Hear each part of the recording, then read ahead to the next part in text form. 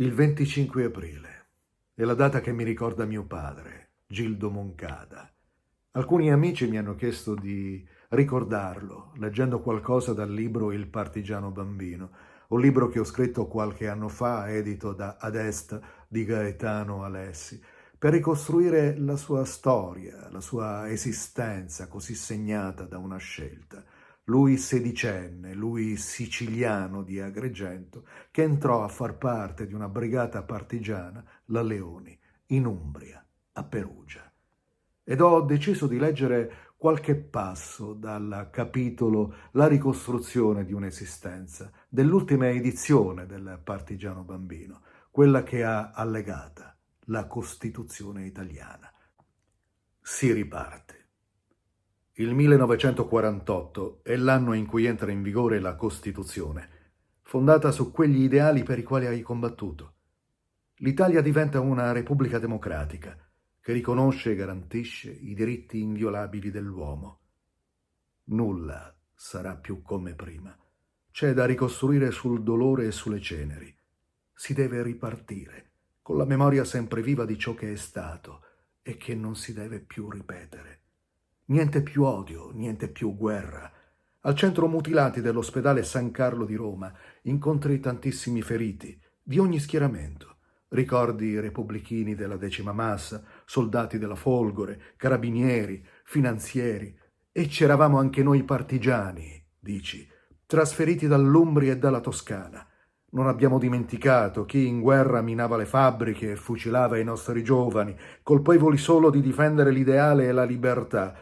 Ma in quei reparti di ospedale, finito il conflitto, c'è stata una riconciliazione umana e patriottica in nome della nuova Italia. Ovunque c'è distruzione, ma c'è una gran voglia di ricominciare, di riprendere a vivere una vita normale. C'è da rimettere in piedi una nazione.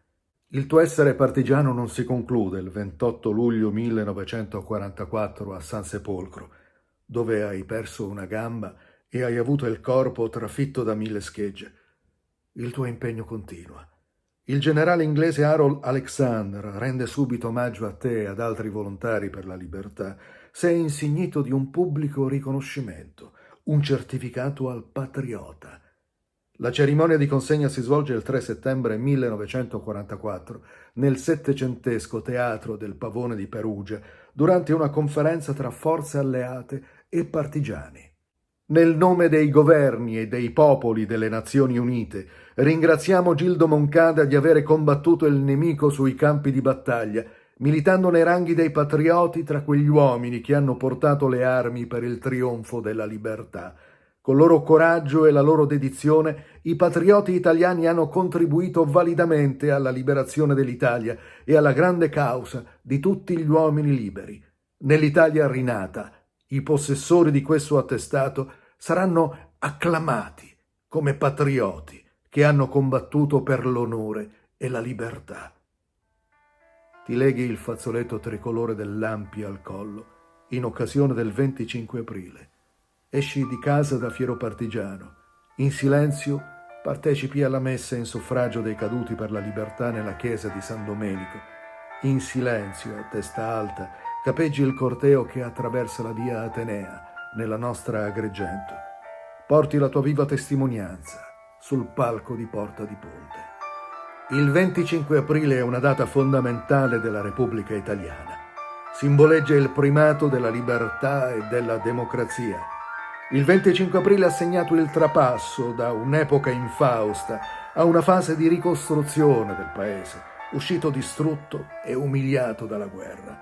Per questo, il 25 aprile deve essere giorno di festa e di tripudio per tutta la nazione.